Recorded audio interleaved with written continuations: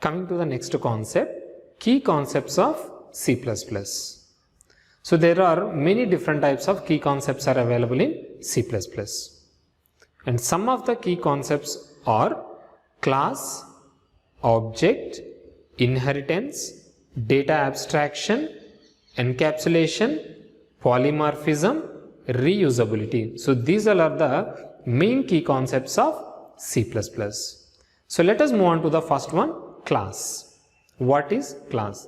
A class is a blueprint of an object, and class contains the data members and member functions. Here data members refers the variables, either local variables or global variables, and member functions refers the methods or functions. If you want to declare the class, we need to use the keyword class, okay, followed by class name. And the syntax of class is, first we are defining the keyword class and followed by name of the class, and within the class contains the data members and member functions. Let us take an example of class. Computer is one of the class, and class contains the set of properties and actions. So this computer class related properties are, what is the brand name of the computer, and resolution of the screen, and price, and one more thing is an size of the screen. So these all are the properties of the computer. And coming to the actions of computer, so that is, if you want to perform any one of the operation with the help of computer, we need a processor. So processor performs some operations or some actions.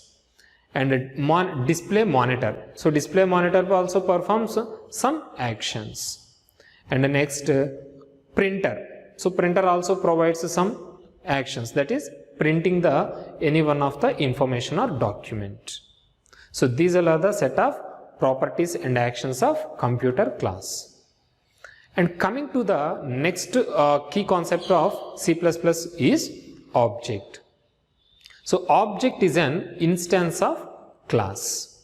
So object means it is an real world entity that can be existed in the real world.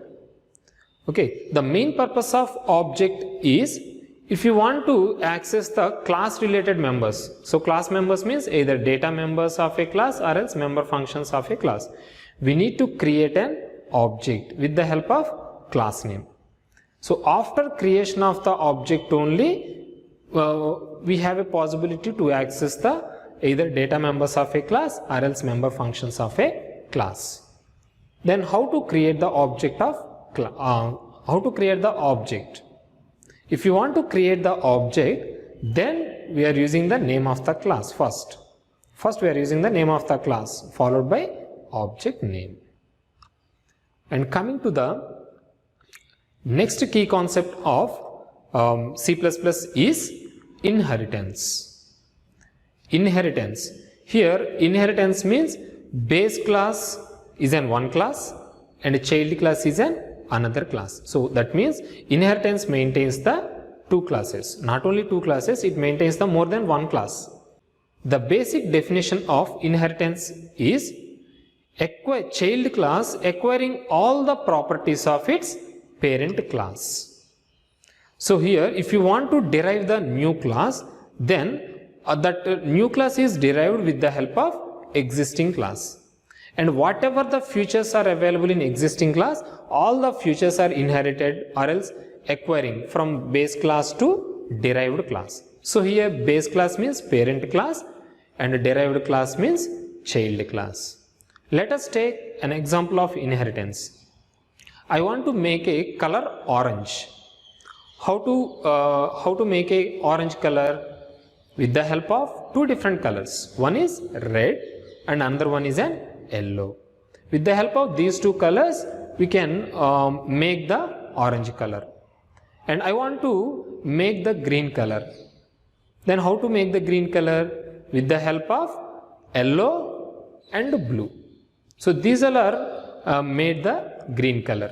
So that means green is an child class and yellow and blue are the parent classes. And same way I want to make the violet color. Then how to make the violet color? With the help of blue and red color. By using the blue and red color, we can make the new color, that is violet color. And likewise, I want to make one more color, that is reddish brown. So if you want to make reddish brown, then we need to use the colors orange and violet color. So orange and violet color are the parent colors and parent classes, and reddish brown is the child class. Likewise, if you want to derive a new thing, okay, that new thing is derived with the help of existing thing. So that is the concept of inheritance. Child class acquires all the properties of its parent class. And coming to next concept, that is data abstraction. So what is data abstraction?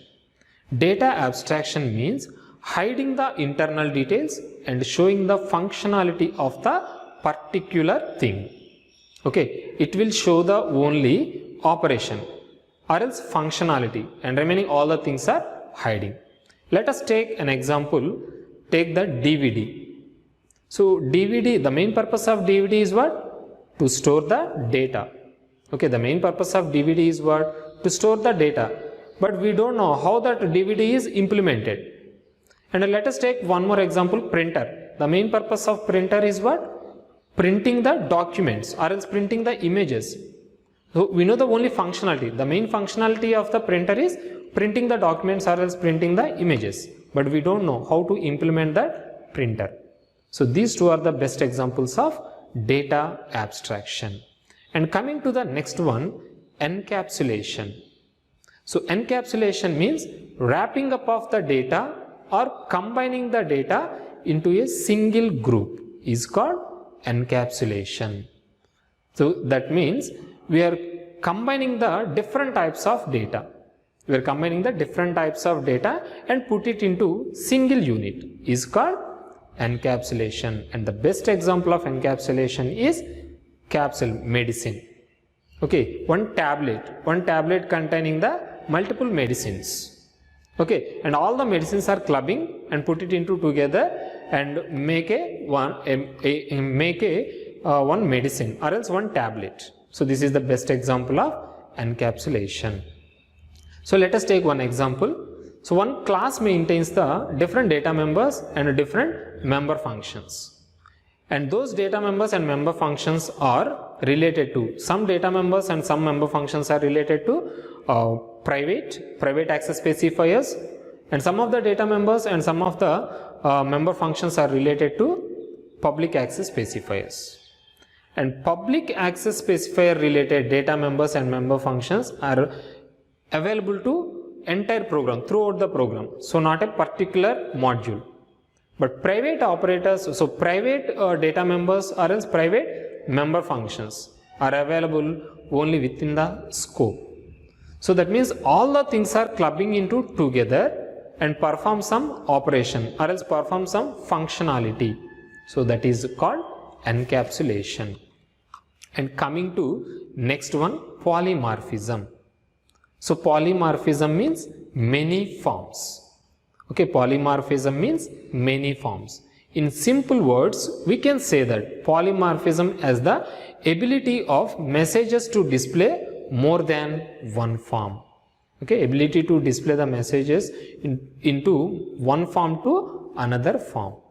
And polymorphism is also divided into two types. One is compile time polymorphism and second one is runtime polymorphism. And compile time polymorphism is also divided into two types. One is function overloading, another one is an operator overloading. And runtime is also divided into one type, that is virtual functions. This is the simple concept of polymorphism. And coming to next one, reusability.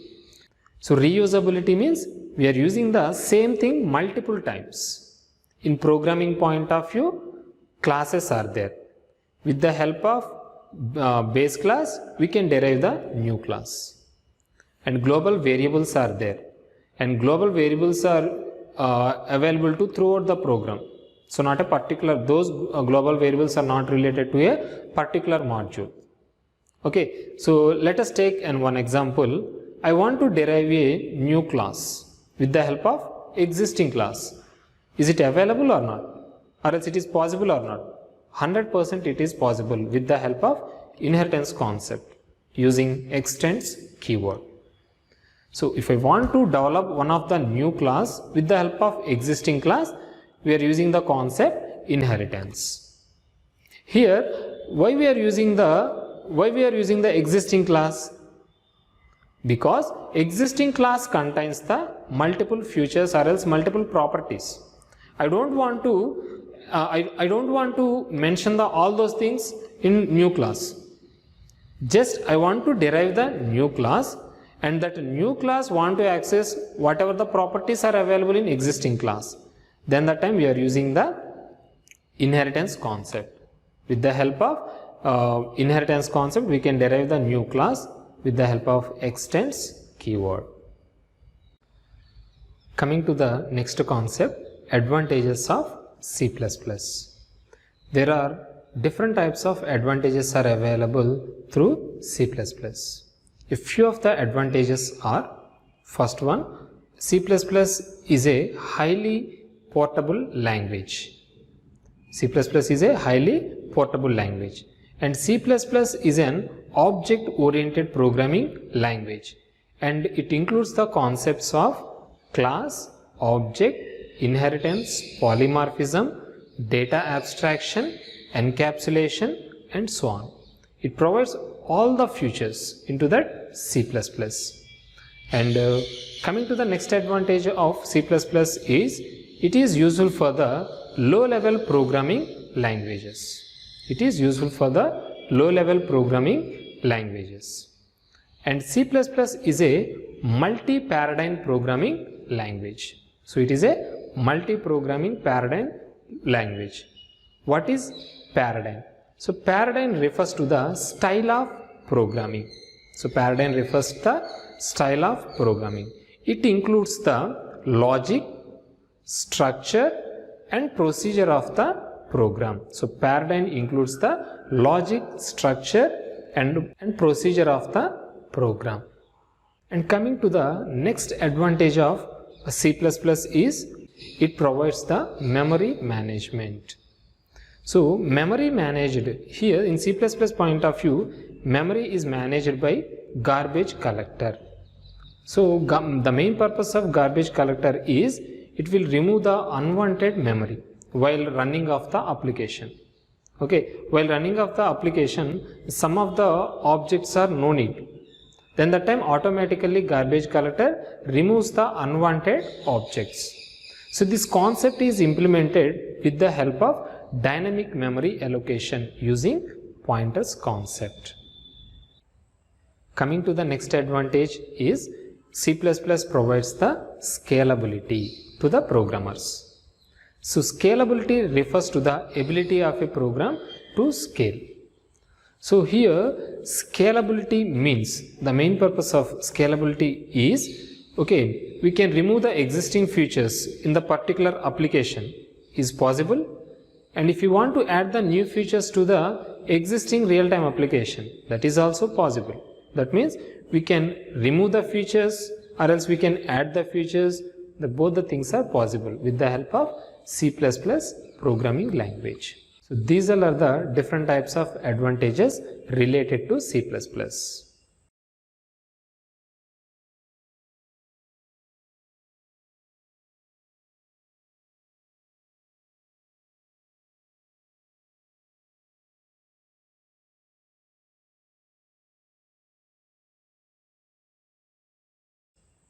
Thanks for listening. Thank you.